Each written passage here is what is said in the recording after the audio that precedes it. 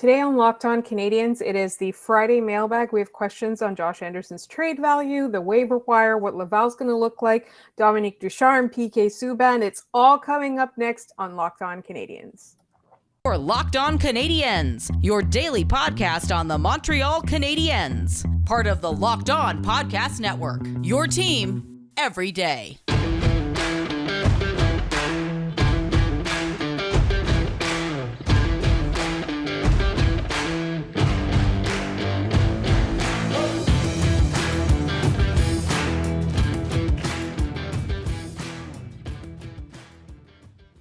Hi there, everyone, and welcome to episode 691 of your first listen of the day. We're part of the Locked On Podcast Network, and we want to thank BetOnline because they're bringing this episode to you. BetOnline, they have you covered this season with more props, odds, and lines than ever before.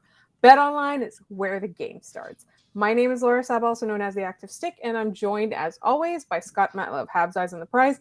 Scott, it's a special Friday mailbag. How are you doing this evening, this fine Wednesday evening?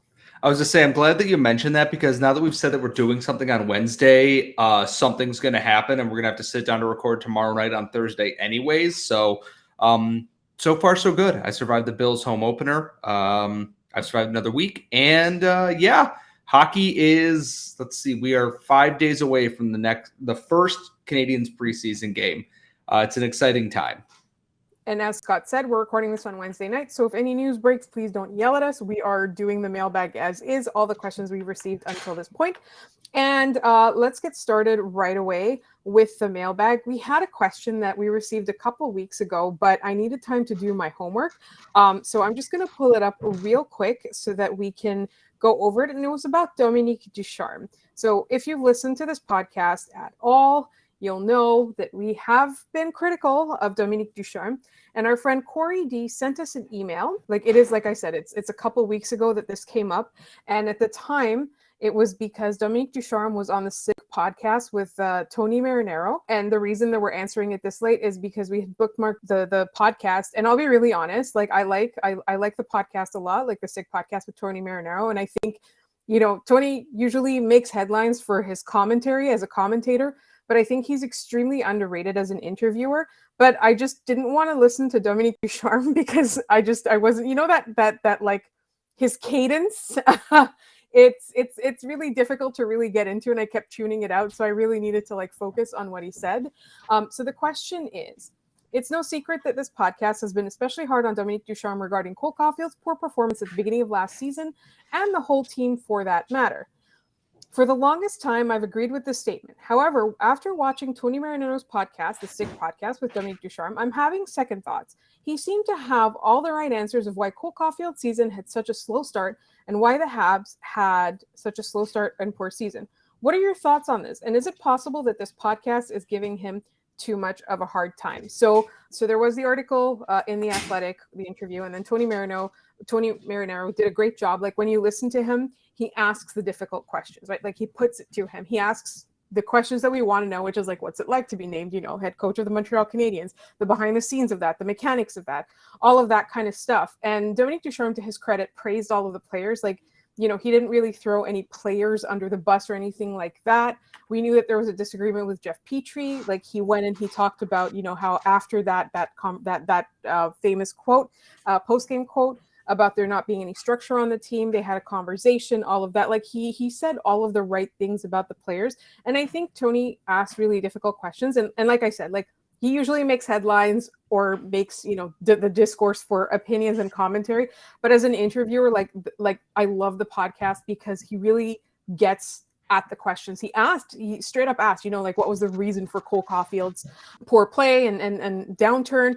And I think that, for me, the criticism that I have, and yes, we have talked about the Cole Caufield thing, was the overall criticism that I had with Dominique Ducharme was that he was not adaptable. He didn't seem to have the answers. I know sometimes when we talk about it, it does come off like we think he took Cole Caufield's season and purposely ruined it. And so one of the reasons for all of the players coming out, like there was an absence of leadership in the room, and Ducharme particularly praised, I don't want to, go listen to the podcast if you haven't already. If you listen to us, there's a pretty decent chance that you are already a listener of the Sick podcast, but I don't want to get into so many of it, but he talked about the leadership of Shea Weber and Corey Perry. He talked about the absence of leadership when they weren't there. He said a lot about the shortened off season. And he made the point that like when they were done with the playoffs in July, it had been after a lockdown and they weren't able to see their friends and socialize. So they took some time off after the playoffs were done, after the Stanley Cup run was done, to kind of do all of that stuff. So their conditioning and training was much shorter. And Jeff Petrie was already injured, and it was kind of the same thing with Cole Caufield because he played so much. Like he played the college season and then the couple of games in the AHL and all of that. So I think that there were a lot of factors that he put in a lot of factors as to why Cole Caufield, but also the other players were underperforming. But for me, like the one thing that I didn't find, and I think Tony did ask, I just didn't get a satisfactory answer about Dominique Ducharme, from Dominique Ducharme, about why he wasn't adaptable. And he talked about the behind the scenes with Marc Bergevin's message, and then, with the new management telling him his job was safe, and then it wasn't. He seemed very pragmatic. He seemed very positive. The words that he said were very intelligent, right? Like he spoke very well, but he didn't answer the question. And that's what I'm finding very frustrating. That is my biggest thing, is that I've seen the quotes that it's like, if I was told this, and it's like, you probably were. Like there was no, despite having, needing to be adaptable and everything. And like, sure that, yeah, these guys had long off seasons. You weren't putting them in a system to succeed then. Like nothing was done to players' strengths. There were no changes to make things better. It like outside of Michael Pezzetta becoming an NHL regular, who was good or, showed improvement under Dominique Ducharme last year? And the adaptability is a key thing. If you don't have an answer on that, then I don't need much else. Being a coach is about being adaptable. And no, I'm not going to blame him for everything. His coaching is part of it. There was no change or sentiment to change in that. And yes, you told your job was safe, but then you didn't change anything to try and, fix what was wrong. If you're told your job's safe, start trying something else. Do something to maybe make it look like you have a plan B. If you're not going to do that, why would Jeff Gordon and Ken Hughes need to keep you around then? It's like, right. Yes, my job, I was told it was safe. You didn't change anything then. So why should we keep the same old here? And, I don't have time for that. If you're not going to actually make changes, I don't feel like wasting time with what else you have to say on that. I rambled a lot on this because I was the one who listened to the podcast before recording. It was there. I listened to some of the other more recent episodes. I wasn't in the mood to kind of absorb that, but we got asked about it, and I'm sorry for, dominating the segment. But again, I did want to kind of recap a little bit of what was said, and I think it's worth listening. Like there's some of the descriptions that he had about talks with Corey Perry and Shea Weber. Like I thought there was a lot of meat to that interview. I think that if the reason that they cited when they fired him was that they were not seeing positive attributes in the players. So to me, that is a lot more telling. So I'm going to leave it at that because, we wanted to address the question that we had been putting off, and we're going to really race through all of our other mailbag questions, and that's all coming up in just one moment. But first, betonline.net is your number one source for football betting info this season. Find all the latest player developments, team matchups, news, podcasts, and in-depth articles and analysis on every game you can find. And as always, BetOnline remains your continued source for all your sports wagering information with live betting and up-to-the-minute scores for every sport out there. The fastest and easiest way to check in on all your favorite games and events is BetOnline, and that includes MLB, MMA, boxing, and golf. So head to betonline.net or use your mobile device to learn more. BetOnline, where the game starts. All right, Scott. So usually when I'm hosting, you would ask the questions, but I will run through the questions again. Like because of life circumstances, we're trying to get a mailbag episode recorded for you. So our first question, it comes from Carm and from the Blazing Pucks podcast. And if you're listening to our podcast, we are kid friendly. But before you listen to the Blazing Pucks, just make sure there's no kids in the room. Your children are not there, but check out the podcast. It's a really good time. All right. And the question for Scott. Since I heard mention of How I Met Your Mother, what's your favorite moment in the show? Mine has to be the pineapple incident. And P.S. Ted irritates me beyond belief too. I was going to say the pineapple incident because that is the episode that got me into watching the show when I was in college. But it's Slapsgiving is definitely my personal favorite. The entire process in theory of slap bet is one of my favorite running gags in the entire show. So I'm definitely going to have to go with that one, if not the pineapple incident. I think I do like the slap, like just the slap bet commissioner and the whole ongoing. I love that. Also, there's a part where Barney has suit jammas. That for whatever reason, that is one of the funniest moments. All right. This comes from, I'm going to use this Twitter handle, Time Traveler on Twitter. Hi guys, as a mega fan of both the Habs and the Florida Panthers, the more I see Arber Xhekaj play, the more he reminds me of Radko Gudas. When they set their sights on a guy, they can both turn into lunatics, but the rest of the time, they're both large and reasonably good skaters with underrated puck-moving capabilities. What do you think of the comparison? I actually think that's really good because if they were to focus on the not murdering people part of their game, they're very good at what they do. Radko Gudas was a very good defensive defenseman. It's just that he couldn't keep his head on straight for long periods of time and would then do something extremely suspendable. He's a nuisance to play against, and when he's on his game, he's just an immovable brick wall in the defensive zone. It's just keeping that focus because he's one of those players that they have that red mist that they see that and all bets are off on everything. And if Xhekaj were to become a Radko Gudas type player, the Canadiens would be laughing. I don't know if he will. I haven't seen him play enough professionally to know where his defensive game is at. Yes, Laura? Tying into a next question that is extremely related from Adam Yu on YouTube. Is there any chance that Arber Xhekaj's unique qualities allow him to jump the queue and hold down a spot in Montreal while our more skilled prospects develop in Laval? Maybe.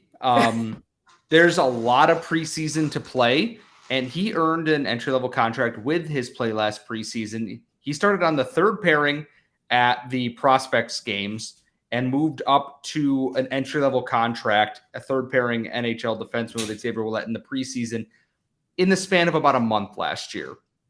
It's not the craziest thing I've ever heard. It's entirely possible for all I know. The issue is that I just don't know. I think Jordan Harris and Justin Barron have more polish, and I think Caden Gooley is just a more well-rounded overall defenseman.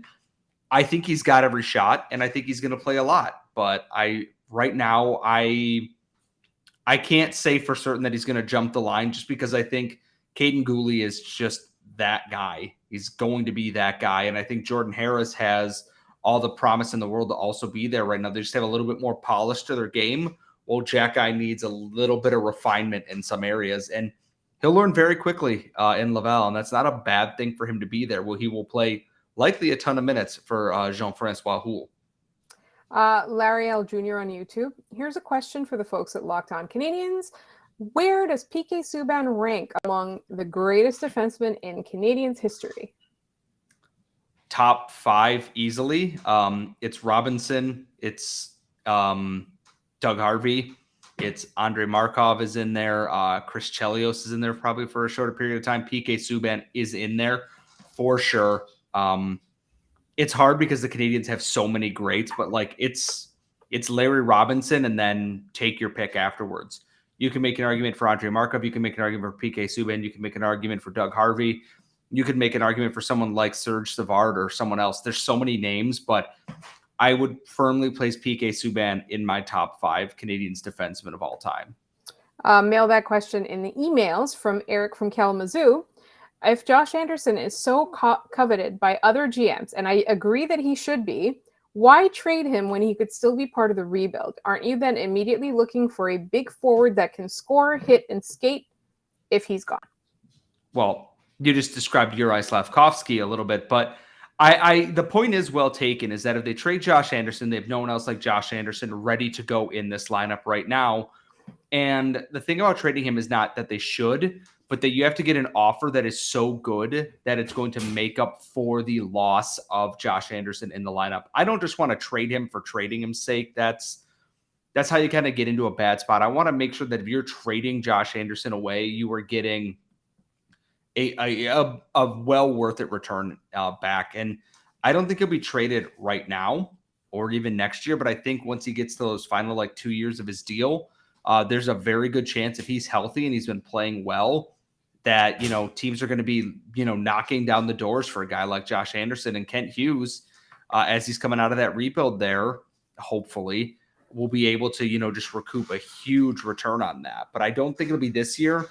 And I don't want to trade him this year. Just there's too much else going on. But if you get an offer you can't refuse, it's an offer you can't refuse, right?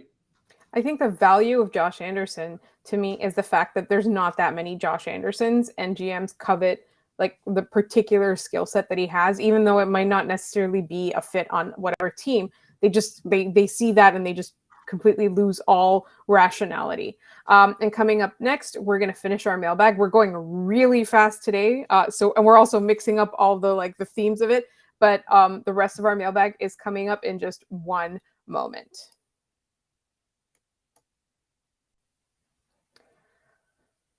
All right. So we are going to go back into our email.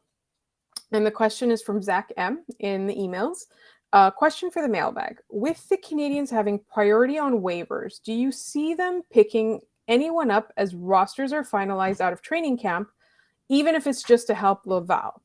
Also, if a player on a two-way contract is picked up off waivers and assigned directly to Laval, are there any cap implications?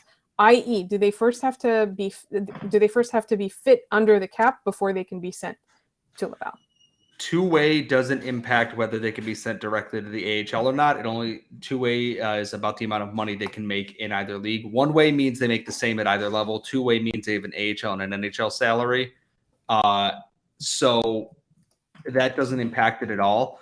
I can't imagine them picking anybody off of waivers unless either there's someone they can't miss, like a shocking waiver group, or they have cleared a good chunk off their own cap right now. Like we said, several times, they invited 74 people to training camp. There's a lot of bodies in Montreal right now, and there's going to be someone that they either really wanted or they feel like they can't miss out on right now because they had the first waiver spot. So I can see it potentially, but I don't think it's going to be high on Kent Hughes' list. We haven't seen PTOs. I don't think we're going to see a lot of waiver claims unless there's someone they really, truly, truly want on the NHL roster right now. And then a YouTube question. Also, just one thing, because we got a message or we got a YouTube comment from somebody who had been muted that I do not remember muting. Just so you know, we will only mute you if you are a jerk to one of us or a fellow listener. We don't tolerate that. And it's I'm very liberal with that button. There's no such thing as block. I can't make you unsubscribe. The only thing I can do is hide your comments so nobody can see them. The only reason I would do that is if you're a misogynist, if you're a jerk to one of us, if you comment to us or another listener, the way that you would not want me coming to your job and telling you how to do it and commenting like that. So call somebody stupid, call somebody an idiot, call people worse things, make, derogatory remarks about our looks. Those are the only reasons you would legitimately be muted. And if you did not do that and I muted you by mistake, I apologize. Just send us an email and let me know. Please just don't be a jerk. But I'm sorry if I muted you by mistake. And I've muted at least 5 people completely accidentally because I was reporting spam and I was also being liberal with that button. So I'm sorry if that was you. And if you haven't had any issues with anybody, and if you haven't been mean in any way or rude or disrespectful, then let me know and I'll reinstate you. Just send me your username. All right. Question from Scott again, from Dan Lapsaz. Who's your favorite Avatar: The Last Airbender character, and tell me why it's Sokka? Sokka. Well, we had this conversation and then I forgot. Sorry. So here's the thing: he is the character I relate very deeply to as someone who's trying their best and doesn't always succeed in that, and is kind of the goofy, person in the group there. My favorite character in at least the last Airbender series is Uncle Iroh. all the way through it because he's very old, wise, good comic relief, and he's also probably the coolest firebender in the entire show. The man can breathe fire out of his mouth like a dragon and loves tea. What's not to love about that? That he is my favorite character. And now I am probably actually due to rewatch all of The Last Airbender again at some point. So thank you for that. A couple of Twitter questions that we're going to get into real quick. Ryan S. on Twitter, Jordan Harris really impressed me at the rookie tournament, and I believe he will continue to show he deserves a spot in the NHL. If he makes the Habs opening night roster, which side should he play on, and who would be his ideal partner? I can see him playing on the left and like them swapping someone around. I know he played a little bit of both there. I think with Jordan Harris, who needs a little bit, I don't want to say a safety blanket because he's usually a very safe player. The good part about him is you can put him with anybody and it's going to work. It allows Martin St. Louis and his defensive coaches some flexibility. They are not beholden by handedness or styles or anything like that. Harris is safe enough that you don't have to worry about it. Our friend Jeff the Red, on a hilarity scale of 1 to 10, how hilarious is it that there are now no active players left who have lost to the Leafs in the playoffs? It's a 67. Easily, it's a 67. Our friend Kay, who we would die for. Hi, Kay. We would die for you. Hi, Laura. Hi, Scott. How important is the wife guy per 60 stat in evaluating how much you like a player? Related question. Can a girlfriend guy have wife guy vibes? The Habs are... I will let you take the lead on this. So the second question, the answer is yes. A girlfriend guy can have wife guy vibes. But I think for me, one of the things that I really love is like these, like, you know, manly men, like really just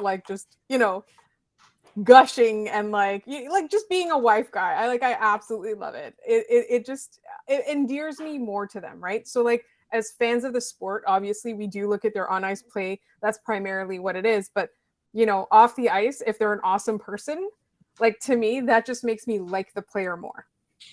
And that's the thing is like with Alexander Romanov traded, the Habs are kind of light on wife guy energy. Mike Matheson does very well to fill that void, considering his very famous Olympian wife as well. Emily's fantastic, and they have a very adorable child. But we're kind of light on like wife guys on the Habs now, aren't we? Like Carey Price is all but retired, and it's a lot of younger guys for the most part. Like then there's Brendan Gallagher, who has like the most opposite of like what wife guy energy is. Like he's in a committed relationship, but you're like, it's Brendan Gallagher. He's just a giant toddler despite being 30 years old. So I don't know what that energy is, but you know, I'm always here for guys who are wife guys on the Habs. Makes Instagram so much more fun. What if one of them has a Finsta? Okay. If somebody has a Finsta on which he's like an ultra wife guy, who would it be? My money's on Josh Anderson. But also, I think like looking at the guys right now, I think like Nick Suzuki comes the closest. I think guy, so. He's very subtle about it, though. I don't know if he's like a wife guy. He's definitely like a girlfriend guy. Yeah, like I mean, he's Nick Suzuki, so like he doesn't say much, he doesn't do much all the time. Like most of the things he posts are like with his cat or like Cole Caufield. So like the bromance is kind of getting in the way of the wife guy energy a little bit. So, and then we've got another question from Jeff the Red. Now that he's retired, what hobbies or activities do you think Zdeno Chara will pursue? Real estate. According to Brad Marchand, when he was out injured, he got his real estate license in like no time flat. So like, if anyone in the greater Boston area needs a very scary realtor, I guess Zdeno Chara will be available in short order. Jeff the Red again. What are your top 3 PK Subban moments? Hit on Marchand, game 3 out of the penalty box goal against Boston, and double OT winner in game 1 against Boston in 2014. Got it. And then we've got Jean-Marc Slevkovsky. No, this was an answer to a question. All right. Ellen K asks, I wonder how Chara feels about Habs drafting 2 Slovaks, especially knowing how much he dislikes the Habs. And then Jean-Marc replied, Slevkovsky was drafted by the Habs and heard a message from Zdeno Chara telling him how proud he was. Like, I think it's not about the jersey. It's the fact that Zdeno Chara, among a couple of greats, was one of the people that put Slovakian hockey on the map, and that these guys are the ones following in their footsteps. So like I'm sure when they saw the picture of like Meshar and Nemetz and Slavkovsky, like they were really, really excited and really, really proud. I really don't think it's about the crest on the jersey. It's about the getting drafted at all. And I also look at this. I don't think Zdeno Chara like personally dislikes or hates the Canadiens. I think he has a respect for them that goes with the rivalry. I just think he played them hard because that's what the Habs Bruins rivalry is. He was almost signed by Marc Bergevin a couple of years ago when he went to, I believe it was Washington.